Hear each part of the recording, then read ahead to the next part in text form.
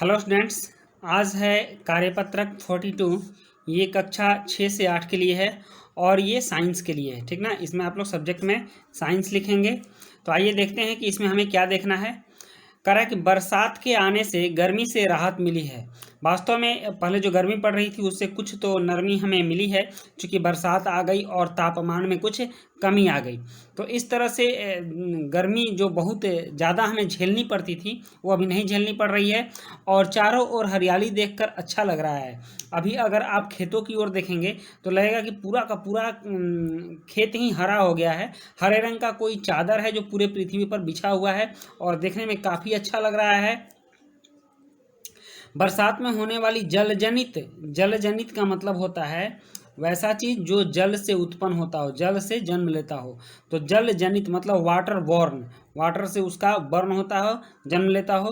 तो इस तरह की बीमारियां तथा अन्य बीमारियां, डेंगू, टाइफाइड, मलेरिया आदि से बचने के लिए हम सावधानियां बरतने लगे हैं। सामान्यतः हम जिन सावधानियों का ध्यान रखते हैं उनमें पहली ये है कि हम पानी उबाल कर पीते हैं। उबाल कर पीने से क्या होता है कि उसके जो हानिकारक बैक्टीरिया होते हैं वो बैक्टीरिया मर जाते हैं, इसलिए पानी को पहले उबाल लेना चाहिए और उबालने के बाद कुछ देर तक उसे छोड़ देना चाहिए ताकि ठंडा हो जाए और उसकी गंदगी जो है नीचे बैठ जाती है। उसके बाद उस पानी को पीना चाहिए। नेक्स्ट है कूलर, खुले टायर, खुली टंकी में पानी जमा नहीं होने देते। इससे क्या होता है कि उन पानियों में मच्छरों का जन्म होता है। जहाँ भी अगर खुला पानी मिल जाए, ठीक ना, जहाँ पानी जमा होता हो, कुछ दिनों तक पानी जमा रहता हो, पानी बहता नहीं हो, तो वैसे अस्थिर पानी में मच्छर के लार्वा पनपते हैं और मच्छरों का जन्म होता है, जिससे कि डेंगू होता है, मलेरिया होता है। ये सब मच्छर से काटने वाली जो भी बीमारियां होती हैं वो सारी बीमारियां इन खुले पानी को रखने की वजह से होती हैं। और हम लोग देखते हैं कि दिल्ली में पिछले साल भी बहुत सारा डेंगू का प्रकोप हुआ था। चिकुनगुनिया से भी बहुत लोग प्रभावित हुए थे और उन लोगों का उपचार काफ़ी मुश्किल हो रहा था। तो इस तरह से हमें अब अपनी सावधानियों को बरतनी चाहिए, सावधान रहना चाहिए। ये सिर्फ पढ़ने की बात नहीं है, इसे जान करके हमें घर में करना भी चाहिए। पानी बिना उबाले नहीं पीना चाहिए। फ्रिज का पानी तो बिल्कुल आप लोग बंद कर दीजिए। वैसे भी अभी कोरोना टाइम चल रहा है और इसमें ठंडा से बचना है, ठंडी चीज़ें कम खानी है, नहीं लेनी चाहिए। गर्म पानी पीजिए, इससे शरीर स्वस्थ रहता है, पाचन शक्ति भी सही रहती है और किसी भी तरह की बीमारी नहीं होती है। जो भी उसमें जर्म्स होंगे, जो हानिकारक बैक्टीरिया होंगे, वो पानी उबालने से मर जाते हैं। यहाँ देखिए, पानी गर्म ही नहीं बोल रहा है, यहाँ बोल रहा है कि हम पानी उबाल कर पीते हैं। पानी को तब तक गर्म कीजिए जब तक कि उसमें उबाल आ जाए। 2 मिनट तक उसको उबालिए, उसके बाद ठंडा होने दीजिए और जब ठंडा होता है तब उसको आप पी सकते हैं। तो आइए देखते हैं। कह रहा है किसी विशेष सप्ताह में एक शहर के निम्नलिखित आंकड़े दिए गए हैं। किसी शहर का एक आंकड़ा है कि उस सप्ताह में कितनी बीमारियां किन किन रोगों से हुई थी। तो इन आंकड़ों को हम देखते हैं और उसके बाद इससे आधारित जो प्रश्न होगा उन सारे प्रश्नों को हम लोग करेंगे। तो ऊपर में बीमारी का नाम दिया हुआ है और नीचे मरीज की संख्या है, पेशेंट्स की संख्या है, किस बीमारी के पेशेंट्स कितने हुए थे। तो पहला है डेंगू, डेंगू से 86 पेशेंट हुए थे और मलेरिया से 122 हुए थे और टाइफाइड से 231 हुए थे। यहाँ देखिए, डेंगू और मलेरिया जो है ये मच्छरों के काटने से होता है और टाइफाइड विषाक्त भोजन विषाक्तता से होता है। ठीक ना, फूड पॉइजनिंग से टाइफाइड होता है, इस चीज़ को हमेशा ध्यान में रखिएगा। चिकुनगुनिया भी मच्छरों के काटने से होता है और बुखार वायरल होता है मौसम के आने जाने से, या फिर इनमें से कोई अगर बीमारी हो जाए आपको तो उसके साइड इफेक्ट के रूप में भी बुखार दिखता है।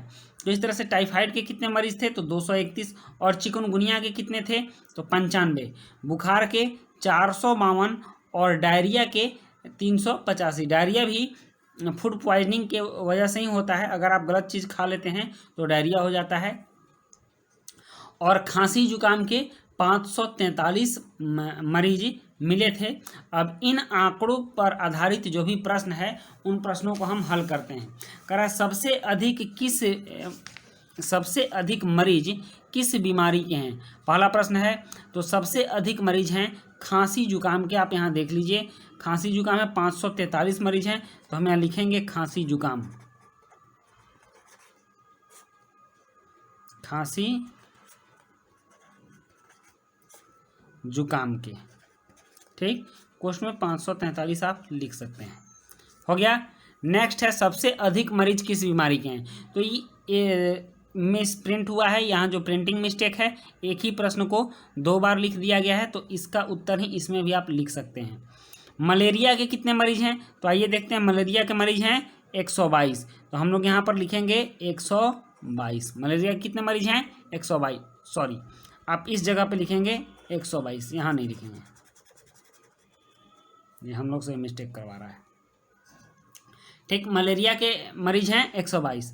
करेक्ट। डायरिया और चिकुनगुनिया के कितने मरीज हैं, तो पहले आप डायरिया के मरीज को देख लीजिए कितने हैं। तो डायरिया के मरीज हैं 385 और चिकुनगुनिया के 95।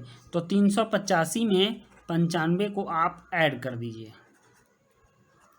ठीक, और यहाँ देखिए कितना हो जाएगा, तो ये हो जाएगा 480। ठीक, तो दोनों डायरिया और चिकुनगुनिया के कुल कितने मरीज हुए, तो 480 हुए। और लास्ट क्वेश्चन है आपका कि बरसात के दिनों में बीमारियों से बचने के लिए हमें किन सावधानियों का ध्यान रखना चाहिए। तो यहाँ दिया हुआ है कि सबसे पहले हमें पानी उबाल कर पीना चाहिए। पहली सावधानी है पानी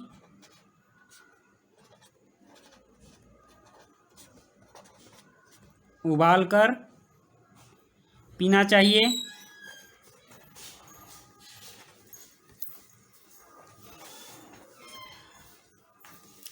नेक्स्ट है कूलर, खुले टायर,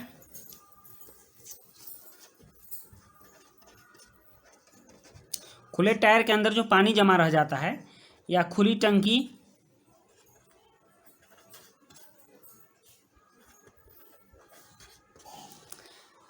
या किसी भी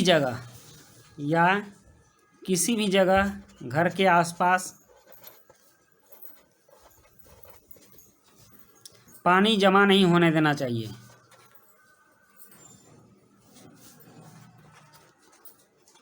जमा नहीं होने देना चाहिए। ठीक, तो ये हो गया। अगर आप इतनी सावधानियां बरतते हैं और फूड पॉइजनिंग से बचते हैं तो आपको बरसात में कोई भी बीमारी नहीं होने वाली है। तो इस तरह से आपका जो ये वर्कशीट है, वर्कशीट नंबर 42, इस वर्कशीट में आपको काफ़ी अच्छा ज्ञान दिया गया है, बहुत अच्छी नॉलेज है, और आप इसको फॉलो करेंगे तो आप स्वस्थ रहेंगे। इसी के साथ हम लोग अब नेक्स्ट वर्कशीट में मिलते हैं, तब तक के लिए गुड बाय।